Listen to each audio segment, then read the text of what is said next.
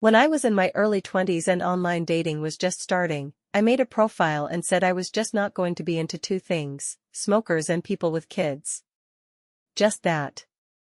You could be anything else, and if the chemistry is there, we are all good. I meet this guy early in the morning for a breakfast date and we are hitting it off averagely. No sparks, but no red flags. The date goes for 2.5 hours, breakfast taking forever, until we are splitting the bill and he tells me he has a kid. I ask him if he read my profile to know that I was not interested in that, and he says yes, I read that but knew that if you just spent some time with me, you'd see how great I am and how you'd be willing to see past that. I was floored as now he wasted 3 hours of my life and was okay with being a liar. That was unacceptable to me. I said, well, I don't want this date to end, but I have to go across town to get my Brazilian, where they take all the hair off including the bum hole, done in an hour. Want to come with me and get one too? It's not painful, a total lie, and I think it's attractive on men to be clean there. No pressure, but I'm pretty busy the rest of the week and this is my only free day. He was all about following me anywhere. I told the ladies that this was his first time and that they should take everything including the butt. He held my hand between a curtain and we both got them done at the same time. He screamed a lot but was a champ and went through with it. I made him pay for his own and never called him again. If you are out there, Chris, please don't lie to women on the first date. It's a really bad way to start a relationship. So basically, I combined my draft and Hetty's draft. So Mm. basically, okay, I was gonna do it where it like is actually a cutout, but then I realized it's too like NSFW, and it didn't like match the guy's character points. So it's just like a little like style line. And then you know how like there's a saying, liar, liar, pants on fire? So that's where the fire comes from. My favorite saying, whenever I catch someone lacking, I'm just like, you know what happened to liars? They get their pants set on fire. I like that. Your friend's I watching like the this design. video right now is like, oh, I have PTSD from that line. I 26F live in a 2-bedroom apartment with my 19M roommate. My roommate has a collection of clocks and old electronics he keeps in a case in his bedroom. I received my radon detector from a friend 3 days ago. He had high radon levels 5 PC/L in his house, but got it mitigated and now it's down below 1 PC/L, and wanted to give it to me as he didn't need it anymore. I turn it on, and after the warm-up period, see that it's reading 224 PC/L, not 2.24 in the main room. I move it to my bedroom close to his and it's maxing out at over 500 PC/L in my bedroom. My apartment lobby reads at around 3.5 PC/L.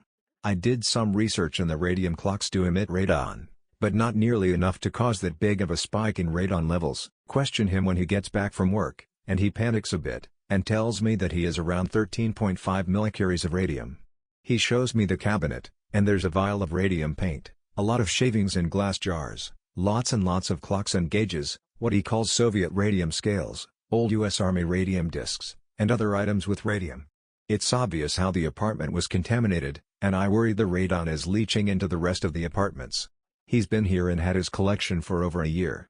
Levels this high are basically unheard of and can cause cancer with ease, so I'm worried I might lose my life over this.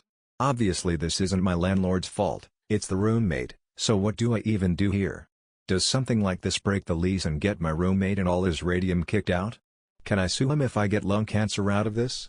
What is my next step? All right, so for our next one is the roommate exposed me to toxic gas. Okay, low key, I was doubting the color. I still am a little bit, just because on your like draft illustration it looked fine, but once I like kind of like color picked, I color picked with my eyeballs. Okay, I didn't actually color pick it, but after color picking it with my eyeballs and putting it onto this, I'm like so sus right now. It makes sense, but like it's very Like like on a real person, it just looks really bad. yeah, it's just like oh like I don't know how it's gonna work, but I'm gonna trust the process.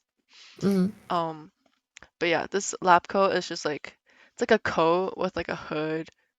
I don't really know how to explain it, but it's just like a very like comfortable but like saggy vibe. Hmm.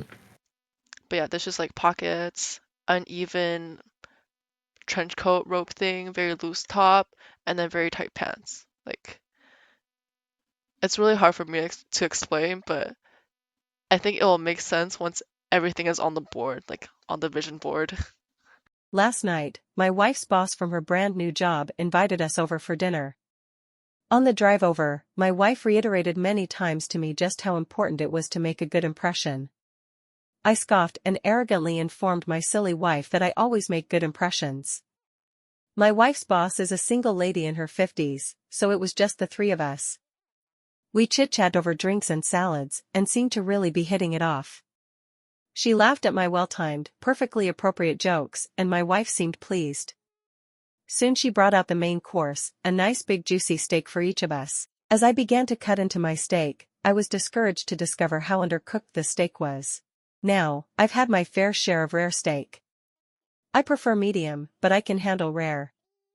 This was several minutes on a hot grill, short of rare. I probably could have resuscitated the cow had I tried.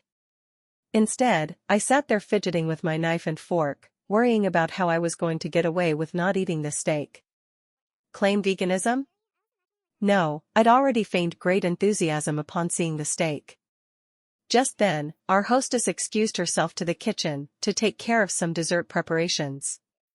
As I looked across the fancy dining room table at the open window of this third-story apartment, a cartoon light bulb appeared over my head. I knew I had to be decisive, realizing that she could return at any moment. I committed. I grabbed the steak with my hand, gently shook off the juice, and executed a perfect throw right through the center of the open window. Here's the big-time foo. The window wasn't open. It was the cleanest fricking window you've ever seen in your life. That is, until my mostly raw slab of steak slammed up against it and slowly slid down, leaving a trail of bloody juice in its wake. My wife, whose steak was a nice medium rare and was unaware of my predicament, turned, jaw dropped, and stared at me like I was an alien from another planet. This look then slowly morphed into more of a "there is no place on this planet you can ever hide from me" expression of demonic anger. My wife's boss heard the thud of the steak on window impact and came quickly. She took in the scene, the steak sitting on the windowsill, the blood trail, my empty plate, and then gave me an inquisitive, puzzled look. I just didn't know what to say. It felt like a minute of silence, but was probably 3 or 4 seconds. Finally, the best I could manage was "I'm so sorry. I am such a klutz. I don't know. I was just cutting it. And it slipped. Just ask my wife, I really am a klutz. Right, honey? No help coming from that direction. I will clean this up. I can't believe this. I am so sorry, etc., etc." Both women continued to stare at me like I had escaped from the loony bin, as I smeared the blood around the window with my cloth napkin, dusted off the steak, and continued to mutter my incoherent explanation. I knew no one was buying the story. I knew what I had to do. I sheepishly returned to my seat and proceeded to eat every bite of that disgusting, cold, chewy, bloody, raw steak. I remained pretty quiet the rest of the evening. My wife's only 2 words to me since the incident are "I'm fine." The next character we have is the steak throw story. And that kind of changed the color a little bit, and while I was drawing it, it reminded me of a cactus. Yeah, and like from our brainstorming session, and it just seemed like this guy is like serious, but is impulsive, so he likes to like throw in some drama, throw in some fun. So it's like he's serious, he's, locked in for work, but he has like a side where it's like, a little silly, little goofy. And then even with like the collar too, it's like not like up like where it should be, but it's like a little loose, a little open. So it's kind of like, Mm. I can have fun too. Not my story, but that of an old college friend who told it to anyone who'd listen. His girlfriend blogged about it. He actually became a bit of a legend in some circles. Small circles, but still. Anyway, Jack moved in with his girlfriend, Jill. Jill had a cat, Pisser. Pisser didn't take kindly to sharing his home, not to mention his mistress, with another male. This was Pisser's territory, by golly. He decided to wage war and get rid of the usurper forever. Pisser's reign of terror began with hissing, escalating to random late-night ambushes, and climaxing with Pisser doing what Pisser did best. All over Jack's laundry, his book bag, his shoes, his leg. It happened in the middle of the night when Jack stumbled to the bathroom after a couple too many beers earlier. He was pretty bleary-eyed, but there was just enough light to see, with quickly rising horror, Pisser backing his ass up to Jack's calf, his tail held high and quivering as it only does when a male is about to spray the foulest stench imaginable onto its target. After spending the afternoon washing yet another batch of pissy laundry and the evening grumbling about it to his buds over some buds, Jack reacted on instinct. He insists he didn't consciously think about what he was doing, he just turned and pissed on the cat. Pisser immediately conceded defeat and bolted from the bathroom, never to challenge the honor of the alpha of the house again. And so the war of Jill's main men ended with the pettiest of revenges, a literal pissing match. Cat pisser Reddit story. So for this one, we made two characters, the cat pisser and the pissing cat, pisser cat. Yeah. Cat pisser and pisser cat. Okay, so we threw on a fleece sweater thing and cargo shorts with like a little logo that says, that's like anti-cat, cat with like an X. Yeah. So with all the drafts together, this is what I've concluded to. So it's got like a very loose like fleece sweater, and then I imagine it being like kind of, I also styled it too. I imagine it being like zipped down and like kind of off the shoulder, off the neck kind of vibe, because he's like drunk and he's like chill like that. So it's like off the shoulder, very like loose, very like it's like whatever. And then with like cargo shorts with like little cat details, like cat ear details. I love the cargo pants. It's so cute. I didn't notice the cat ear patterns, but the back pockets are so cute. It's just upside down little cat ears and then it's peeking out. I also really like how you drew and styled the top, because we did say that this guy was giving, or he was also a bit of a surfer dude, not just a frat boy. Yep. So I was imagining more of a summer fit. And then when you said you wanted to give him a fleece jacket, I couldn't imagine it at all, because fleece is usually associated with winter because it's supposed to keep you warm, right? So I was really confused, but the way he drew it unzipped and like how it's draped over the person makes it look like just a cover up for wintertime beach. For me, it was just a cat tee with the word boss on it, because boss, BOSS, and cat paws, I guess. So it's like bows. Bows. Yeah. I like it. It's so cute. I like it when you do puns. It's so silly. Thanks. They just come out naturally. I used to call my old bosses bows. They'd be like, "Hey, Vivian, go do this." I'm like, "Yes, bows." So Are you sure it's not just the inner fob coming out? No, it's serious. I just call them bows. Only to the closer people that manage me. Oh, I see. Like where they're like more chill. And I'm like, "Yes, bows. On it, bows." If it's someone you're not that close to, you can honestly just pull the "it's because I'm an international student, isn't it?" card. Are you making fun of me? Because Are you I'm making fun just of my a pronunciation? fob. Disclaimer, I'm not a fob. Yeah, disclaimer, please don't do this at your work. It's not good to lie. Your pants will be set on fire. Liar, liar, pants on fire. That's a warning from Hedy. Anyways, all you need to see is the crown to know that It's the this bows. cast is the bows. Yes. Exactly. Where's the pants in this household? Except he's not wearing any pants. He can't wear pants. He has to be able to piss freely whenever and wherever. True. Mm-hmm. Boss's rules. Yep.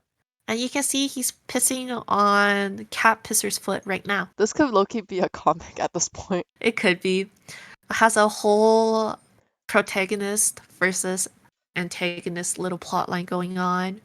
It's the pee battle. The ultimate anime fight. Anime Pee fight. battle. That's crazy. I'm just imagining like, the craziest anime fight, but with piss. Yeah, it's just a cat versus a human, and then they're doing some magical girl or Gundam transformations, and then they piss everywhere. Like, ain't no way you pulled out the pissing 3000. Can't believe you have to push me into this corner. Now I have to activate my pissing 6000. And then 6,000 entire X. 6000 XYZ version 2. And they do a whole transformation and then flashback.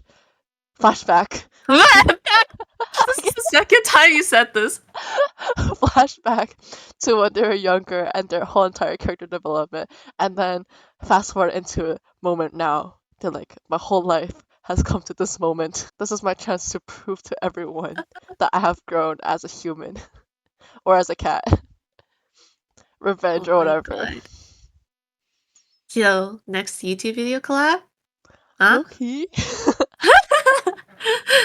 Just kidding. I don't think we'll have enough time to animate a whole. Maybe later on down the path, but Yeah. Maybe we'll come back to this in like 10 years and be like, hey, life is getting Let's- boring. Let's animate that thing that we talked about 10 years ago. let's found a studio and make an anime based on cat pissing. Again, disclaimer: all these characters are based off of the story that's written on Reddit, and we interpret it. It's As not a the dark reflection story. of the real people. Yeah. Yeah. Where story it's as a not a whole. reflection of them, and it's also not supposed. We're not stereotyping them and making fun of them. We're just creating characters off of Reddit stories. So yeah, please like, comment, subscribe, and follow. Yes. Thanks for watching. Thanks for watching. See you later. Ta-ta. Boss girl. Girl boss. Girl Boss. boss. Girl Boss. girl boss.